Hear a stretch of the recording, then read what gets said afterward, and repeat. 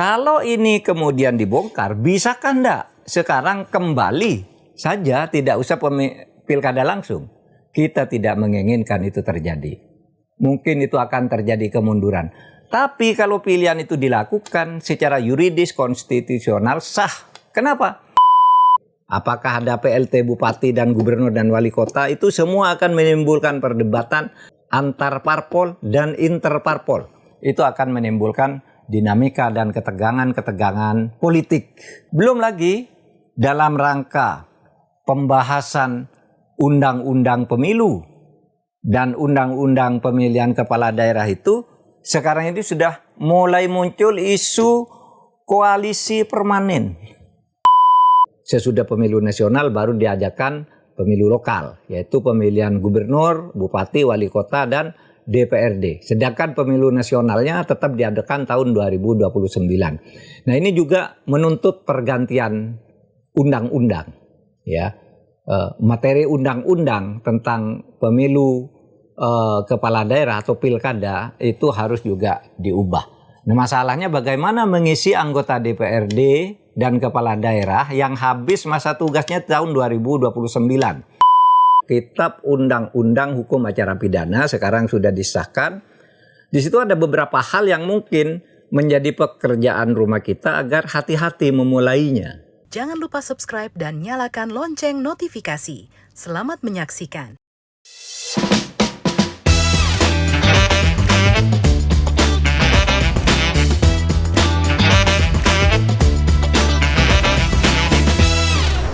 Assalamualaikum warahmatullahi wabarakatuh.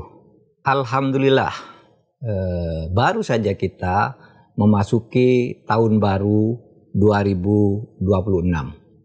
Mudah-mudahan kita bisa mengisi tahun baru 2026 ini dengan kemajuan-kemajuan dan kemampuan menghadapi tantangan-tantangan, terutama mungkin merebaknya dinamika politik yang harus dan tidak bisa dihindari terjadi tahun 2026 ini.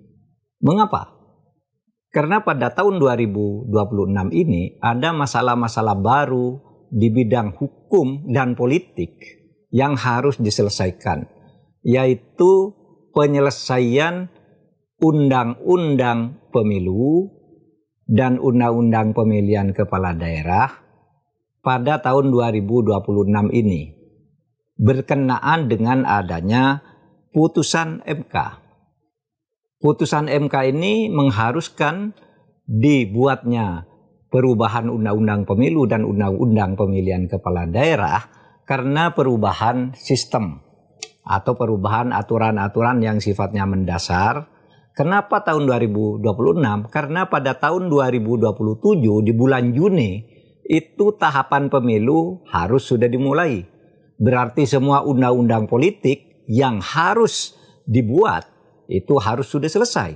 Di sekurang-kurangnya dimulai tahun 2026 dan selesai pada kuartal pertama tahun 2027. Ini yang akan menyebabkan terjadinya dinamika politik. Karena begini, berdasar putusan MK nomor 262 tahun 2024 bertanggal 12 Januari, persis setahun lalu, 12 Januari tahun 2025, di situ dikatakan bahwa pemilu itu tidak pakai lagi presidential threshold.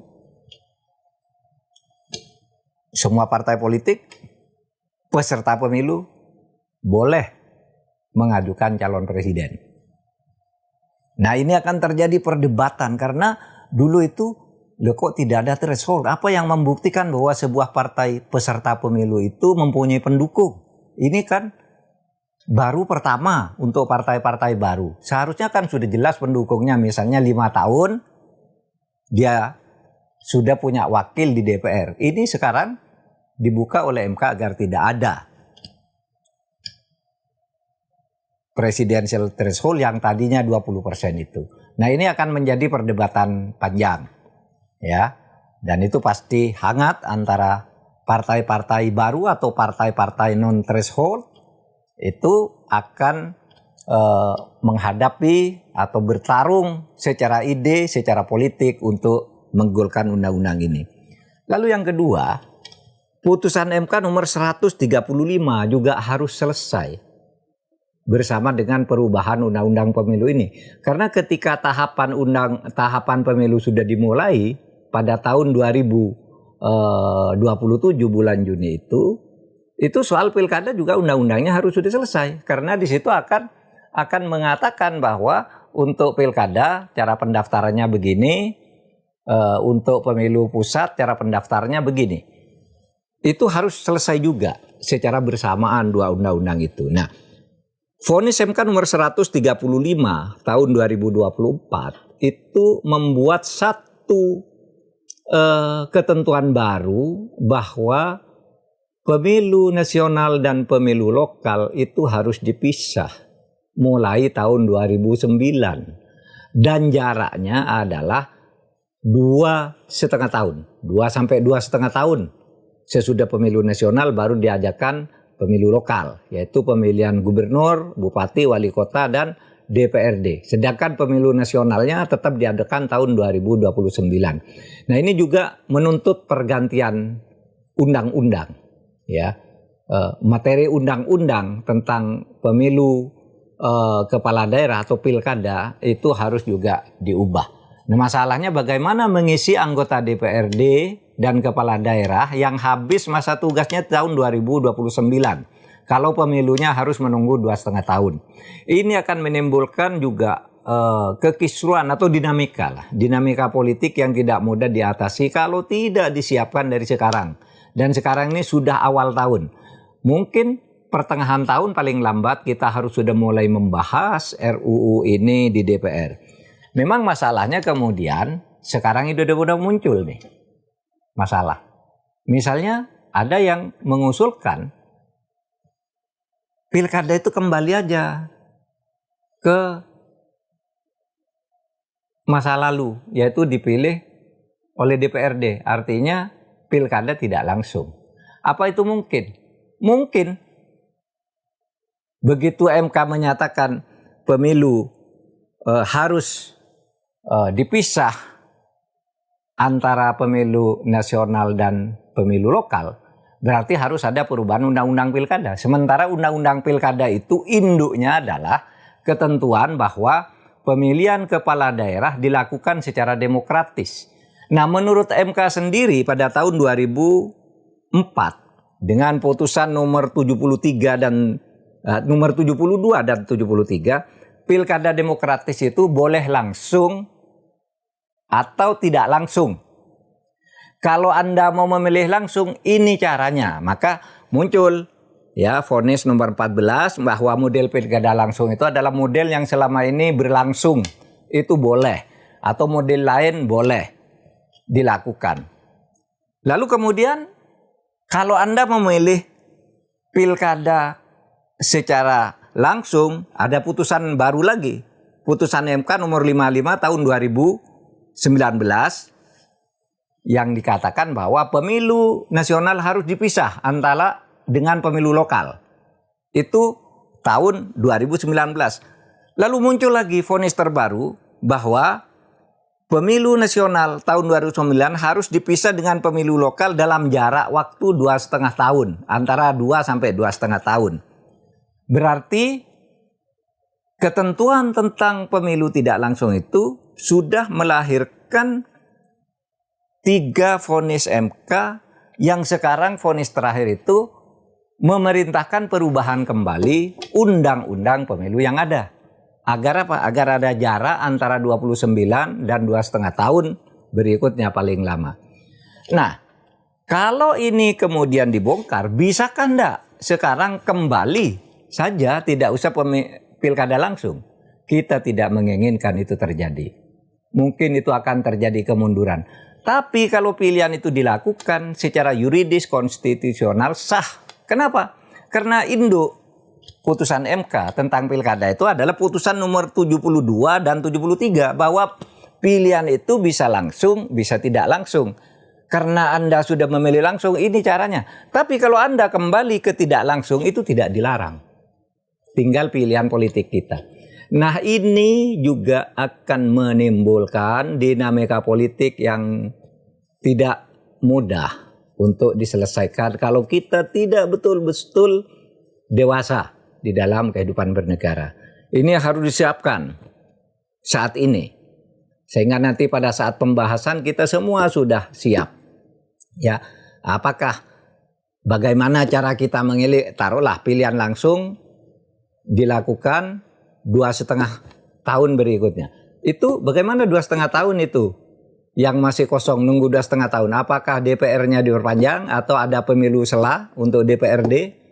Apakah ada PLT bupati dan gubernur dan wali kota? Itu semua akan menimbulkan perdebatan di internal parpol dan interparpol. Antar parpol dan interparpol. Itu akan menimbulkan dinamika dan ketegangan-ketegangan politik yang mungkin harus kita antisipasi segala akibatnya. Belum lagi dalam rangka pembahasan undang-undang pemilu dan undang-undang pemilihan kepala daerah itu, sekarang ini sudah mulai muncul isu koalisi permanen. Apa itu koalisi permanen? Koalisi permanen adalah koalisi antar partai-partai untuk bergabung, berbagi kursi, berbagi jabatan dalam pemilu sehingga tidak usah harus bersaing terlalu ketat. Sehingga beberapa partai yang kuat bisa bersatu untuk mengeliminir partai-partai kecil. Itu bisa juga menjadi perdebatan politik yang akan mewarnai dinamika dan panasnya perpolitikan nasional kita di tahun 2026. Saudara sekalian, ada tata hukum baru juga dengan diundangkannya KUHP baru beberapa hari yang lalu. KUHP ini, KUHP, Kitab Undang-Undang Hukum Acara Pidana sekarang sudah disahkan. Di situ ada beberapa hal yang mungkin menjadi pekerjaan rumah kita agar hati-hati memulainya. Yaitu satu, tentang restoratif justice. Yang kedua, tentang plea bargaining. Apa itu? Restoratif justice adalah penyelesaian perkara pidana di luar pengadilan dengan syarat dan batas tertentu. Artinya pihak-pihak yang menjadi pelaku dan korban sebuah tindak pidana berdamai di situ untuk menyelesaikan di luar pengadilan yang nanti disahkan tentu saja oleh penegak hukum. Bisa di tingkat polisi, bisa di tingkat kejaksaan, bisa juga di pengadilan. Meskipun jadi masalah, kenapa kalau memang mau restoratif justice tidak selesai di tingkat penyidik saja gitu, tidak sampai ke hakim. Nah, itu juga akan jadi perdebatan. Dan jenis pidananya jenis pidana apa. Lalu apa lagi yang disebut plea bargaining? Plea bargaining itu artinya kasus bisa diselesaikan secara damai di mana seorang terdakwa itu mengaku kesalahan, terdakwa atau tersangka mengaku salah kepada jaksa, kemudian menyepakati sesudah ngaku ini saya bersedia dihukum sekian dengan denda sekian misalnya. Dan itu nanti disahkan oleh hakim, gitu. Ketentuan baru ini mulai berlaku di tahun 2026 dan kita harus hati-hati jangan sampai terjadi jual beli perkara pada saat plea bargaining, pada saat restoratif justice itu harus berhati-hati karena ini masalah hukum dan masalah hukum itu adalah masalah negara kita. Selamat tahun baru 2026, mudah-mudahan kita sukses di bawah bimbingan Tuhan Yang Maha Kuasa. Assalamualaikum warahmatullahi wabarakatuh.